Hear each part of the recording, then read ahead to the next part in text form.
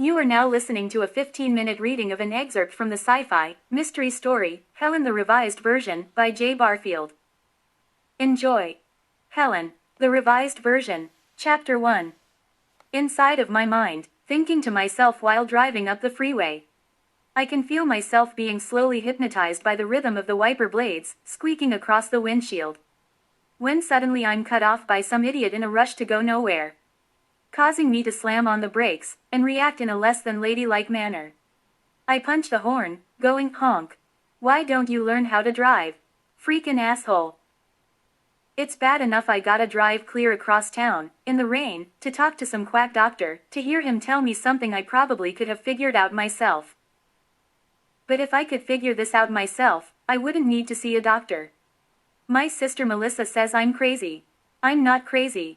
According to Melissa, Ring Around the Rosie, the Easter Bunny, imaginary friends, all things that you're supposed to give up when you stop being a little kid.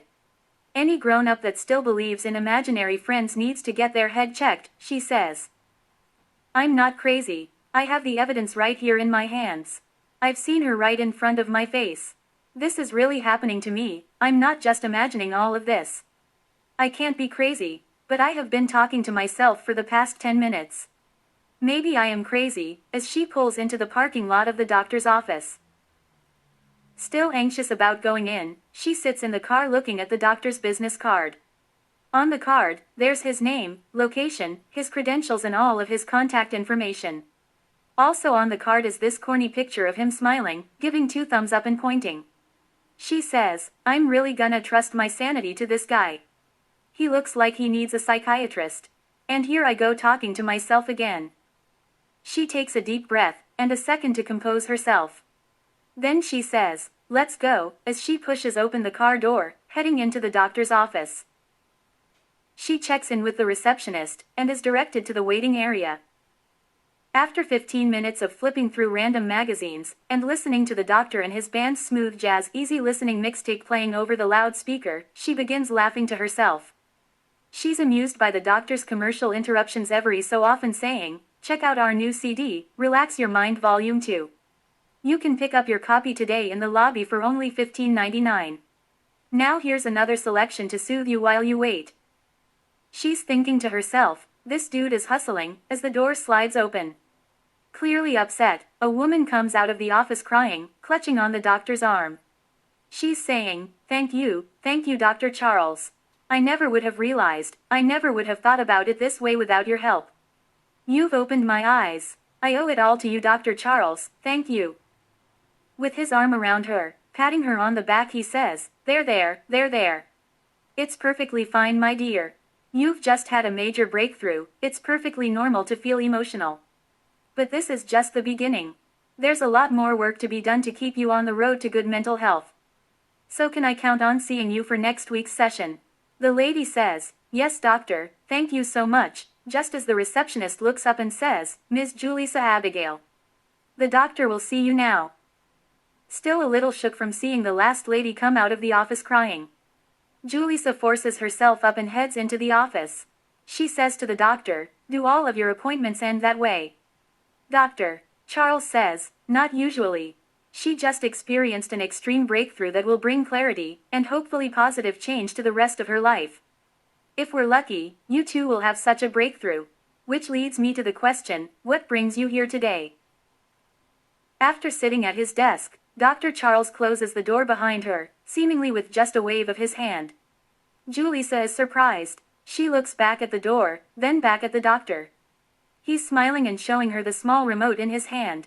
He pushes the button to open and close the door, and says, just a little joke to lighten the mood. Gesturing with his hand toward the couch, he says, please, have a seat. What's troubling you, Ms. Abigail? Julissa moves cautiously toward the couch, with a squinty look on her face toward the doctor like, I'm watching you. Julissa sits down on the couch, not yet comfortable enough to fully lay down. She says, I think I'm going crazy. Like I can't tell the difference between what's real, and what's my imagination anymore. I don't know where to start. Dr. Charles says, well, I find in my studies, the best way to get to the bottom of a problem is to start at the top. What is the root of the problem? Where does it all begin? Julissa says, well, if I'm gonna start at the beginning, I'd have to go all the way back to when I was a kid. I wasn't lonely or anything, I mean I had my sister Melissa. But she's 8 years older than me, so she had kids her own age to play with. So I spent a lot of time playing by myself, with my imaginary friend Helen. We'd do everything, and go everywhere together. My mom would even set a place, and make an imaginary plate for Helen at the dinner table when I was little. Melissa couldn't stand it. Me and Helen were inseparable. We'd play together at school, at the park, at the market, jumping rope, we did everything together. Until one day, we were all out at the mall shopping for the holidays. It was very crowded and easy to get separated. My sister and I had to hold hands, and I was holding Helen's hand. Then suddenly a rush of little kids, trying to be the first to talk to Santa Claus, came from behind us. In the chaos, I got separated from Melissa. I could hear her calling my name, and she wasn't that far away from me. I looked back, and I didn't see Helen. I could still hear Melissa calling me, but I went back to find Helen. I'm calling her name, Helen, Helen, but I can't find her. Melissa finds me and is upset like, I know you heard me calling you. I say, I can't find Helen. But she doesn't care about that. Melissa snatches me up, and brings me back to my parents, who are ready to go home. I'm telling them, but Helen's still back there. Melissa tries to help, saying, she's wherever you want her to be. Imagine her right there, and she'll be right there. Look, there she is. I look around and say, no, she's not, she's lost, she's back there and I can't find her, and I just start bawling. Melissa says, I tried. Then my parents try to make me feel better by taking me to see Santa. He says, and what do you want for Christmas, little girl? Still crying, all I can say is, I want Helen. And a pony, as I continue crying. I never did get that pony. Anyway, they drag me out of there crying and screaming. When we get home, I start making missing person signs. I drew an exact portrait of what I imagined Helen looked like from memory. I had her name, full description and everything on there. The reward for finding her was all of my allowance for the next month. It only would have equaled out to about $20. But I thought that was a lot of money at the time. I even gave missing flyers to the police saying, if you find her, please bring her back to me, she's my best friend. Back then I was so upset by this, I would have nightmares about Helen still being lost in the mall. She'd be in a crowd of people, passing all around her. She'd be calling my name like, Julissa. Julissa, find me, I'm over here. Please don't leave me, I'm all alone, I'm over here. Please don't leave me, Julissa. And then I'd wake up, breathing hard and mortified. But I grew up, and grew out of it. Julissa is fully laying down now in a storytelling mood, still explaining to the doctor, saying, I started making new real friends. I went to high school, college, started working and dating boys. I hadn't thought about Helen in years, until recently. When on a business call, my sister dropped by my house to drop off some boxes of old artwork to make room for shoes in her closet. While rummaging through the box, I stumbled across one of those old missing person posters I made of Helen all those years ago. I was admiring how good my skills were, even back then. This was a portrait of something I was imagining. But I drew it with such detail, you'd swear she was a real person. Melissa couldn't help taking a dig at me, saying, is she still missing? Have you found her yet? I'm like, real funny. I know she was just imaginary now, but back then she was very real to me.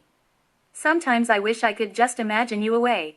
I close my eyes for like 5 seconds, then open them and say, you're still here. Bye Melissa, thanks for the boxes. She says, no problem, as she heads down the way and drives off. We never talk for too long anymore. Anyway, a little later, a friend drops by with some crazy idea she has about looking young forever. We start comparing how good, and how bad some people look when they get old. She has some kind of age progression software on her computer and wants to try it out with me. We play around with it for a while, and I must say, I must have some great genes, because in about 50 years I'm still gonna be one hot old lady. Anyway, while we're talking, she happens to notice that old missing picture of Helen. I tell her where it came from. And just for the hell of it, I decided to put it into the software to see what Helen would look like all grown up in my age. When it's finished processing, the picture is beautiful. But now pay attention, this is where it gets weird. Chapter 2. A few days later, I was up early enjoying some time off. I was relaxing, watching the sunrise, all curled up in my robe and sleep clothes. I had my fresh morning cup of coffee, and reading the newspaper, when something caught my attention. I usually skip over the obituaries. But right in the middle of the page, clear as day, is a picture of grown-up Helen. All the way down to the simplest detail. I'm comparing the two pictures and they're an exact match, showing the doctor the two pictures. The age-progressed picture, and the page from the newspaper. And I am trippin'. I'm thinking, maybe it's a coincidence. I start reading her story, and the more I read, the more I start freaking out. The name on the page says Helen Keasley. She's the exact same age as me. Her hair color, eye color and everything is the exact same description I gave her more than 20 years ago when I was just imagining her. It said she was reunited with her family after going missing for years. She disappeared around the same time in early December, when I remember losing her when I was just a little kid. It says, before she disappeared, she was last seen at the mall. In a crowd, she was separated from her family and wasn't seen or heard from again. Until miraculously 11 years later, she arrives on her family's doorstep. She was just left there, with her grown-up body hanging out of a box marked fragile. Very little is known about what happened during the years she was missing, but she seemed to be unharmed. Helen continued to finish school, go to college, open a business, and tried to lead an ordinary life with her family. That was until one rainy night, in the middle of a thunderstorm. It's reported that she had taken her eyes off of the road before a sharp turn, and lost control of the car. The vehicle smashed through the guardrail, over the cliff, and into the trees below, ending her life on impact. Still explaining to the doctor, Julissa says, but that's not the weirdest part. It seems like the more I learn about this girl, the less I understand, and the weirder it gets. On the newspaper, it says when and where the wake and funeral will be held. I'm trying to decide whether to go and investigate deeper, or just let it go as something strange and try to forget about it. I was thinking of someone I could talk to, that could help me decide what to do. But I didn't want people looking at me strange, or thinking I'm going crazy. So I decided to keep it to myself, and tried to figure it out on my own. The day comes, and this is just too strange, too much of a mystery to just forget about. I get dressed, and show up on time with my pictures in hand. I'm shocked to see all the people who actually knew Helen in real life. This girl isn't just some figment of my imagination, this is a real person. I see her mom and other family and friends talking about how sweet she was. They were telling different stories they remember, and saying how young she was. I'm feeling like an outsider around all of these people who really knew her. I think about turning around and walking out. But the casket is just right there, and I've already gone too far to quit now. I start walking slowly toward the casket, looking at my pictures all the way.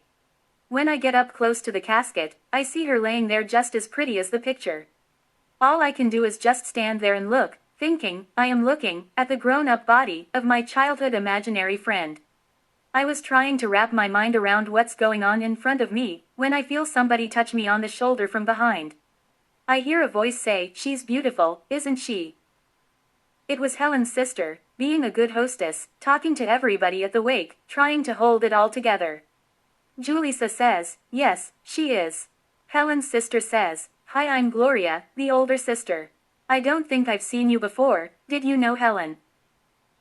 Thinking of an answer that wouldn't make her sound crazy, Julissa says, "Yeah. But when I knew her, we were just little kids. For a long time we lost contact. When I saw her name and picture in the papers, I had to come see her one last time. We were just kids back then, it's strange to see her all grown up." Gloria says, "She doesn't even look dead, she looks like she's just sleeping, like if I touch her she'll just wake right up," as she's stroking Helen's head. Then the whole mood changes when I say, "By the way, my name is Julissa." Gloria freezes for a second like she was having a flashback moment, then says, "Julissa. I haven't heard that name in years. Helen used to drive me crazy playing with her little imaginary friend she made up. Her name was Julissa." Gloria kept talking, but my mind just got blown. I zoned out thinking, did she just tell me my imaginary friend had an imaginary friend with the same name as me?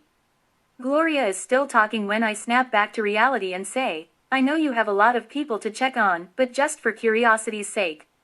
Do you have any memories of your sister and her imaginary friend that stand out to you? Gloria sits down for a second to think and says, ooh, I got one. I remember one time, I guess she tied the other end of a jump rope to something and was taking turns jumping with her imaginary friend. Other kids came over jumping doubles. Helen and her imaginary friend jumped in with them. She was having so much fun, she didn't care how silly she looked. And my mind was blown all over again. Because she just told me the exact same story, the exact same memory I've had in my head my whole life, but in reverse. I was the one jumping rope with my imaginary friend, and looking silly in front of the other kids. I say, oh, one more thing. I remember we used to be at the park for hours, drawing pictures and telling stories. Not being weird or anything, but I was wondering if you might still have some of her old artwork from back then. It would be nice to see her the way I remember her one last time. Gloria says, yeah, we've been flipping through all of her old pictures. She loved the camera, and when she went missing, we kept everything just like she left it. But I seem to remember Helen being all by herself at the park. She'd be drawing pictures, and looking ridiculous. Telling stories with somebody that wasn't even there until it was time to go home. This is weird, but if you want to see some of her old pictures, you can come by my mom's house later and look through them with me.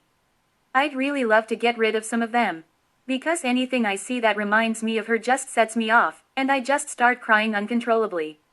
As she just erupts into tears that she's been holding back the whole time. I let her put her head on my shoulder, and cry it out until she was strong enough to pull it back together. Later on after the wake, Julissa stopped by Helen's parents' house to look at some of her old artwork. And try to dig up some more details about young Helen. When Julissa arrives at the house, she's greeted by Gloria, who welcomes her in and introduces her to the family. They don't seem to make the connection of Julissa being Helen's childhood imaginary friend. Gloria escorts Julissa to the room with all the boxes of pictures, and they start looking through them. Julissa asks, are you gonna be alright? Gloria says, I'll be fine, I think I'm all cried out now. While looking through the pictures, Julissa runs across an old picture that she and Helen drew together.